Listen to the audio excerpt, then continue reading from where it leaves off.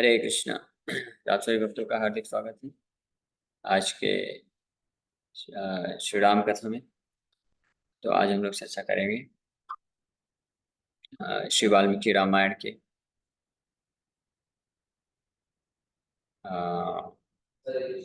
पहले स्कंद बाल कांड के पहले अध्याय के श्लोक संख्या 52 पे कल चर्चा किया था।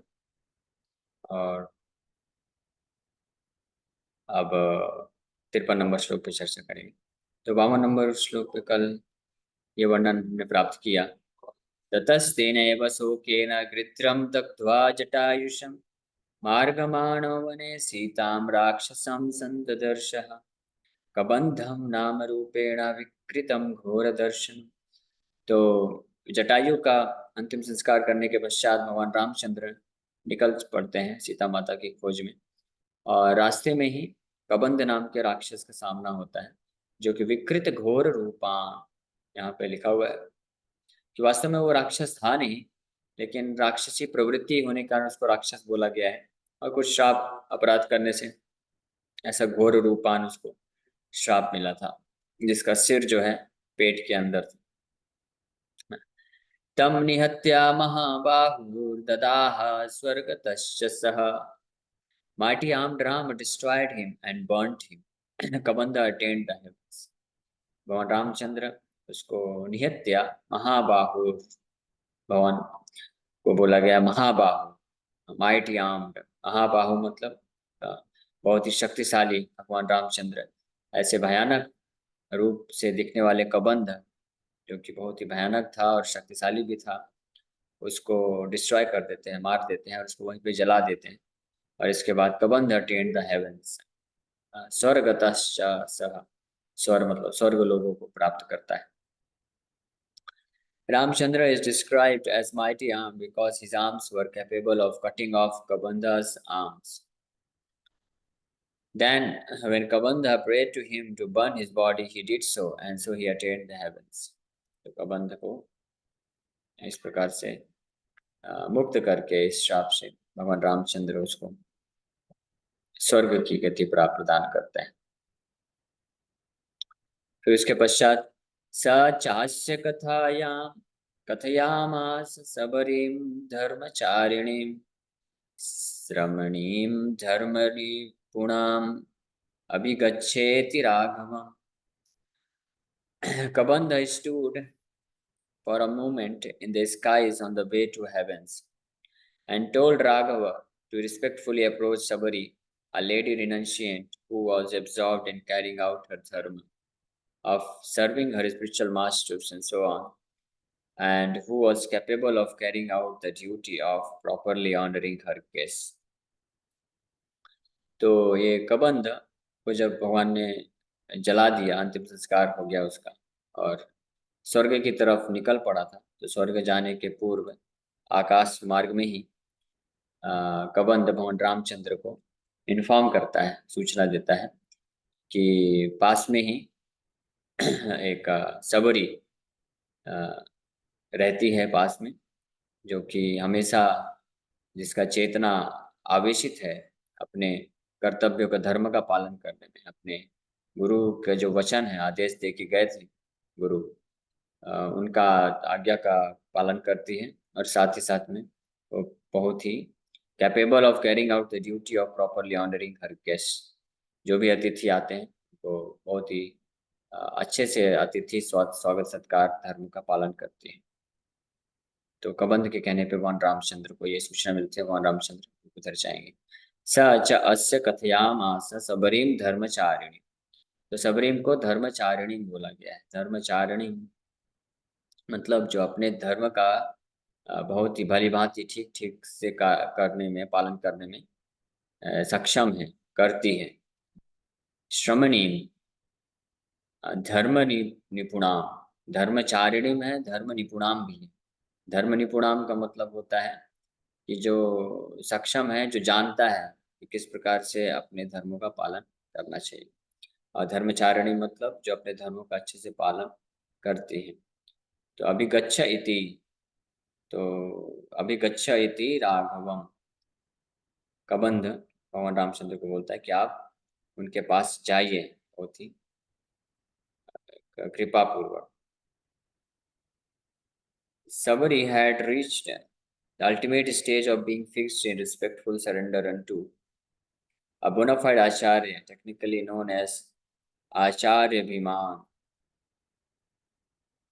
Later in the Ramayana, 3rd canto, 74th chapter, Sabari will request Lord Rama to bless her to attain the destination attained by her spiritual masters, whom she had served.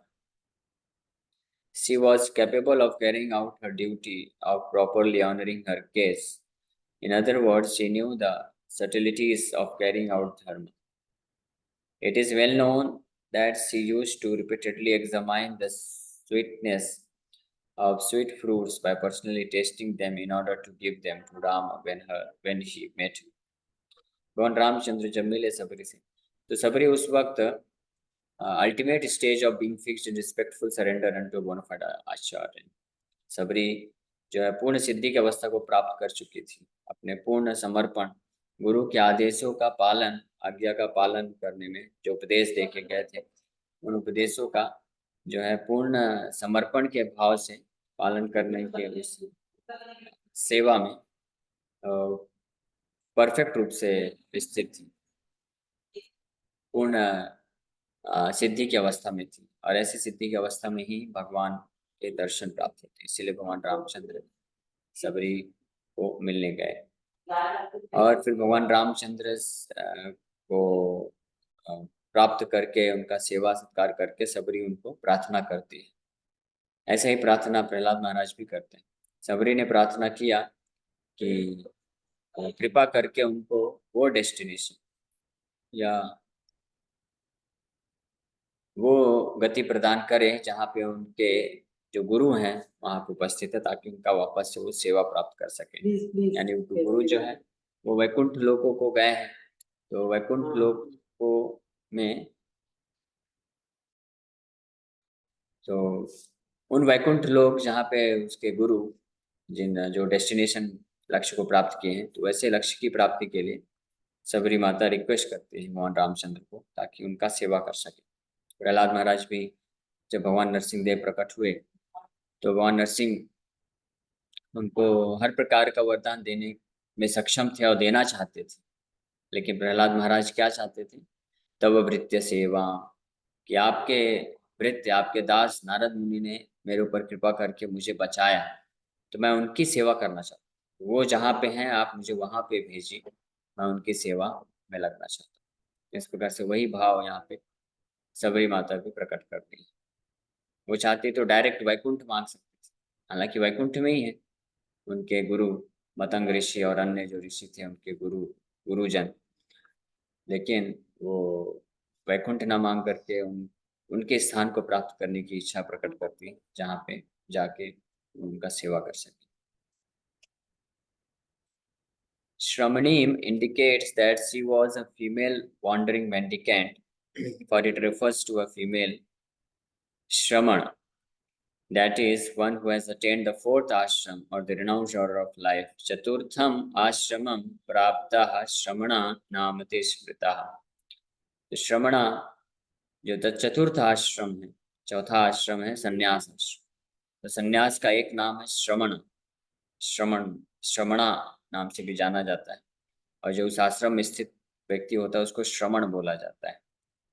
तो यहाँ पे नारद मुनि सबरी को श्रमणीम करके संबोधित कर रहे हैं। श्रमणीम का अर्थ हुआ कि पूर्ण रूप से विरक्त, यानी किसी सन्यासी से कम नहीं। हालांकि माताओं के लिए, लेडीज या माताओं स्त्रियों के लिए सन्यास वर्जित है, वो सन्यास नहीं ले सकती वैदिक धर्म के अनुसार। लेकिन यहाँ पे नारद मुनि जब सबरी के बारे में वर्णन कर रहे हैं तो उनको श्रमणीम कह के पुकार रहे हैं। श्रमणीम, श्रमणीम मतलब सन्यासिनी। सन्यास लिया नहीं था उन्होंने ऑफिशियली, ऐसा सन्यास दीक्षा नहीं हुआ, ऐसा सैफरन क्लॉथ पहन के सन्यास दीक्षा नहीं हुआ, लेकिन उनके व्यवहार, उनके आचरण या उनका जो चेतना है पूरी तरह से संसार के भोग से, इंद्र तृप्ति की भावना से मुक्त था, विरक्ति की अवस्था में थे, संपूर्ण विरक्ति की अवस्था में थी, इसलिए उनको नारद मुनि यहाँ पे समणीम बोल रहे हैं।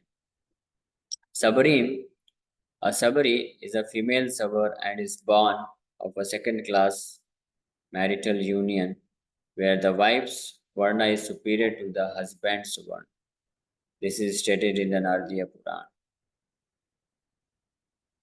Nripayam Vaishyato Jata Sabara Parikirtitaha Madhuni Vrikshadan Aniya Vikrini Te Swavrittaye. A sabar is stated to be one born of a Vaishya husband and a Kshatriya wife, and he brings honey from trees and sells them to maintain himself and his dependents. तो सबर जाति का वर्णन बताया गया है। ये प्रतिलोम विवाह से होता है। दो प्रकार के विवाह होते हैं, अनुलोम विवाह, प्रतिलोम विवाह। अनुलोम विवाह में जो कि वैलिड होता है, जो किया जा सकता है कि जो पुरुष होता है, पति होता है, वो उच्च वर्ण का होता है और स्त्री निम्न वर्ण की होती है, तो वो अलाउड है शास्त्र वैदिक इंजंक्शन के अनुसार। यानी अगर पुरुष ब्राह्मण है तो वो क्षत्रिय वैश्य स्त्री से शादी कर सकता है, विवाह कर सकता है। लेकिन अगर कोई वैश्य या क्षत्रिय पुरुष है तो वो ऊंचे आश्रम यानी वैश्य क्षत्रिय से या क्षत्रिय ब्राह्मण की कन्या से विवाह नहीं कर सकता है। ये वैदिक धर्म से वर्जित है। इसको प्रतिलोम विवाह बोला जाता है। और सबर जो जाति होती है वो इसी प्रकार के प्रतिलोम विवाह से होती है, जिसमें जो पति होता है वो वैश्य जाति का होता है, वर्ण का होता है, और जो पत्नी होती है वो क्षत्रिय वर्ण की होती है। तो ऐसे जो कॉम्बिनेशन से जो संतान उत्पन्न होते हैं उनको सबर बोला जाता है। और सबरी उसी जाति थी, उसी कॉम्बिनेशन से उत्पन्न हुई थी। कहने का मतलब है कि जाति के हिसाब से भी जो प्रतिलोम विवाह से उत्पन्न हुई, लेकिन फिर भी क्योंकि और कोई सन्यासी नहीं, एक स्त्री है, एक तरफ तो स्त्री है और दूसरे प्रतिलोम विवाह से उत्पन्न हुई सबरी। लेकिन इसके बावजूद भी क्योंकि एक प्रामाणिक गुरु मतंग ऋषि के का आश्रय प्राप्त किया और उनके उपदेशों का यथारूप पालन किया उन्होंने, इसलिए परम सिद्धि को प्राप्त किए। और परम सिद्धि इसलिए यहाँ पर श्रमणीम बोला जा रहा है। श्रमण जो होते हैं, श्रमण होते हैं, श्रमण कौन बन सकता है? जो ब्राह्मण होते हैं, केवल वही श्रमण बन सकते हैं, यानी संन्यास। संन्यास केवल ब्राह्मण ही संन्यास ले सकते हैं। या जो सन्यासी होते हैं वो ब्राह्मणों के भी गुरु होते हैं। और यहाँ पे लेकिन सबरी को श्रमणी बोला जा रहा है, यानी कि वो सन्यासी से के स्तर का योग्यता वर्णन कर रहे हैं नारद मुनि, जबकि सबरी एक तो स्त्री है और दूसरा प्रतिलोम विवाह से उत्पन्न हुई है। लेकिन इसके बावजूद भी ये सब डिस्क्वालिफिकेशन, ये जो अयोग्यताएं हैं, ये होने के बावजूद भी नारद मुनि उनको श्रमणी बोल रहे हैं, केवल और केवल एक ही कारण से, क्योंकि उन्होंने एक प्रामाणिक गुरु जो शुद्ध वैष्णव है भगवान रामचंद्र के, उनका आश्रय प्राप्त करके उनका आदेश पे उन्होंने सेवा अर्पण किया। In some manuscripts Raghav and in some other manuscripts Raghava appear instead of Raghava. In the former case this verse needs to be read along with the next verse. The meaning remains the same. In the latter case the meaning of the verse is Kabanda stood for a moment in the skies on the way to the heavens and said, O Raghav, respectfully approached Sabari, a lady renunciant who was absorbed in carrying out her dharma of serving her spiritual masters and so on, and who was capable of carrying out the duty of properly honoring her guest. It is stated here that because of the glory of devotional service to a devotee of the Supreme Personality of Godhead, even a person born in an inferior community engaged in such service should be approached respectfully. तो यहाँ पे कबंध भगवान रामचंद्र को सबरी से जब मिलने के लिए बोल रहे हैं तो ये रिक्वेस्ट कर रहे हैं कि आप उनसे बड़े ही आदर सम्मान के साथ मिलिए। तो एक तरफ तो श्रमणी कह के संबोधित कर रहे हैं, श्रमणी मतलब सन्यासिनी, सन्यासी के स्तर पे, और दूसरा रिक्वेस्ट कर रहे हैं अभिगच्छ इति राघवम, यानी रिस्पेक्टफुली, आदर सम्मान पूर्वक आप अप्रोच करिए। और धर्म निपुणाम कह के भी बोला जा रहा है, धर्मचारिणी कह के भी संबोधित किया जा रहा है। तो ये सब जितने भी महान दिव्य योग्यताओं का वर्णन किया जा रहा है सबरी के गुणगान में, तो ये सब का कारण क्या है? क्योंकि उनका एक केवल एक ही योग्यता था कि उन्होंने भगवान के एक शुद्ध भक्त मतंग ऋषि का आश्रय लिया था और उनको उन्हें सेवा अर्पण किया था। इसके कारण उनके अन्य प्रकार के जो अयोग्यताएं हैं वो सब नेग्लेक्ट हो गई और परम सिद्धि को प्राप्त किया। इस प्रकार से सबरी से मिलने के लिए इस श्लोक में कबंध भगवान रामचंद्र को रिक्वेस्ट कर रहे हैं। सो अभ्यगचन महातेजा सबरीं शत्रुसूदनः सबर्या पूजिता सम्यक रामो दशरथात्मजः। Rama of great strength and the destroyer of enemies respectfully approached Sabari, and Sabari worshipped Dasarath's son Rama completely. इस प्रकार से रिक्वेस्ट प्राप्त करके, अनुरोध प्राप्त करके कबंध के द्वारा, कबंध इस प्रकार से अनुरोध दे करके निकल गए स्वर्ग के लोगों की तरफ। भगवान रामचंद्र आगे पहुंच गए। सो सह अभ्यगच्छत, अभ्यगच्छत सब सूचित करता है कि भगवान रामचंद्र उसी अनुरूप, जैसा उन्होंने अनुरोध किया था कबंध ने, तो उसके अनुरूप ही भगवान रामचंद्र बड़े आदर सम्मान के साथ अप्रोच करते हैं, यानी मिलते हैं माता सबरी से। महातेज सबरीम शत्रुसूदन, राम महातेज, Ram of great strength and the destroyer of enemies. तो भगवान रामचंद्र महातेज शत्रुसूदन अभ्यगच्छन सबरी, रिस्पेक्टफुली अप्रोच किए। सबर्या पूजिता सम्यक, और सबरी माँ भी पूजिता सम्यक, सम्यक मतलब प्रॉपर तरीके से, अच्छे तरीके से भगवान रामचंद्र का स्वागत सत्कार करती है। रामो दशरथ आत्मजा, तो भगवान रामचंद्र दशरथ के पुत्र, दशरथ पुत्र भगवान रामचंद्र का अच्छे से स्वागत और पूजा करती। Rama was filled with great strength because he was greatly happy to meet a person who had attained the ultimate stage of spiritual advancement by attaining absolute surrender to her bona fide acharyas.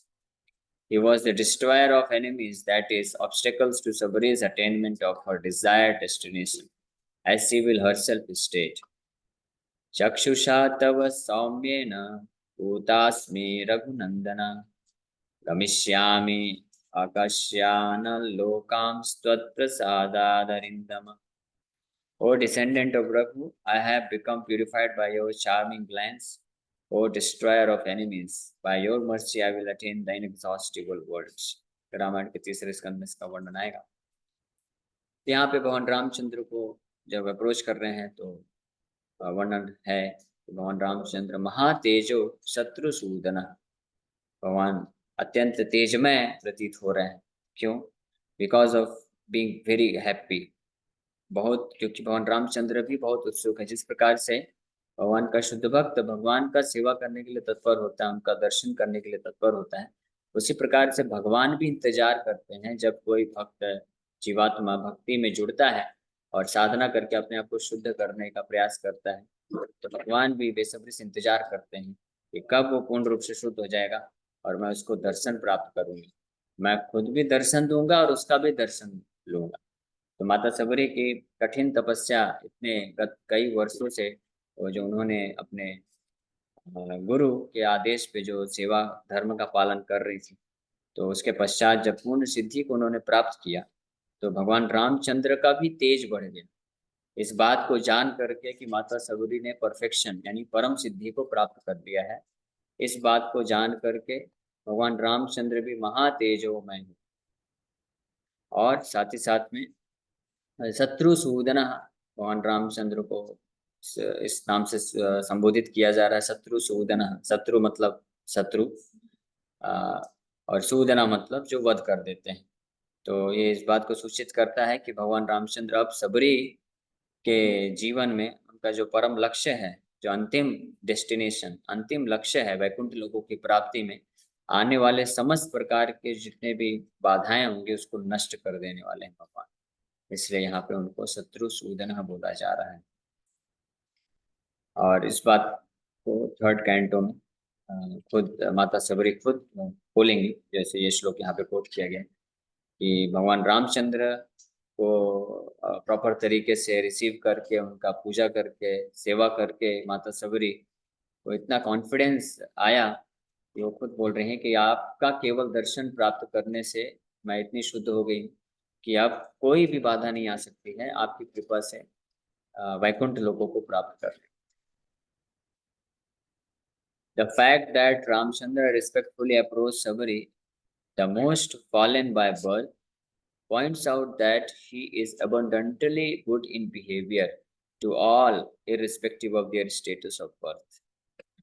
जिस प्रकार से हमने कुछ 15-20 श्लोक पहले जब चर्चा किया था, भगवान रामचंद्र अयोध्या से निकले थे वनवास के लिए, तो उन्होंने सेलेक्ट किया उस स्थान को सर्वप्रथम जो गुहा का राज्य आता है, जहाँ पे वहाँ पे प्रवेश करते हैं भगवान। निषाद राज के राज्य में, जंगलों में प्रवेश करते हैं। तो निषाद राज भी बाय बर्थ, जन्म से तो बहुत पतित है, लेकिन फिर भी भगवान रामचंद्र ने स्वीकार किया उनके राज्य में जाने के लिए, उनका स्वागत सत्कार स्वीकार करने के लिए, क्योंकि निषाद राज के हृदय में, गुहा के हृदय में भगवान राम को सेवा करने का भावना अति प्रबल था।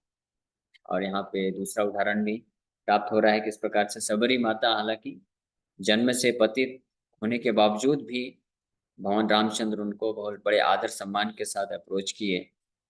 तो इससे सूचित होता है भगवान राम जो है पूर्ण रूप से आदर्श रूप में उनका जो चरित्र है, व्यवहार है, बहुत ही उत्तम है।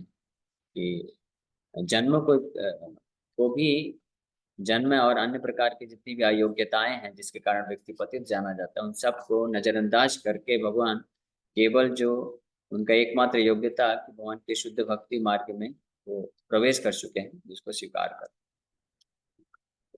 The second line of this verse indicates that though Lord Rama had been fed foodstuffs with great honor by the favor of Dasarath, who had been sunless for 60,000 years, he considered the sweet rice offered to him by Sabari, whom he had just met at that time alone, to be superior.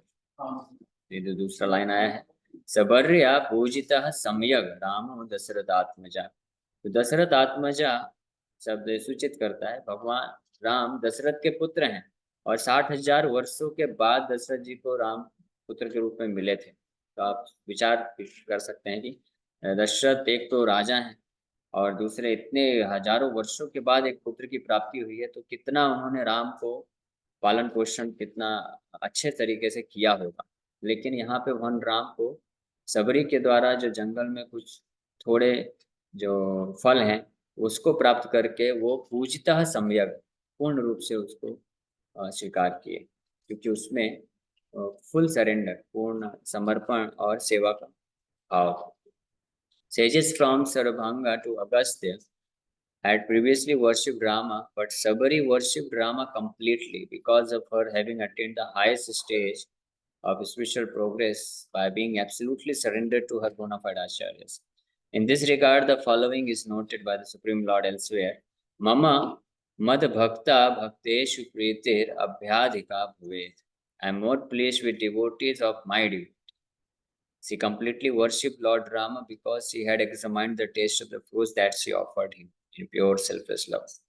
तो यहाँ पे फिर ये श्लोक में आया है सबर्या पूजिता सम्यक. Lord Ramachandra was completely, fully और properly worshipped by मदर सबरी. सबरी के द्वारा पूर्ण रूप से पूजित हुए भगवान राम.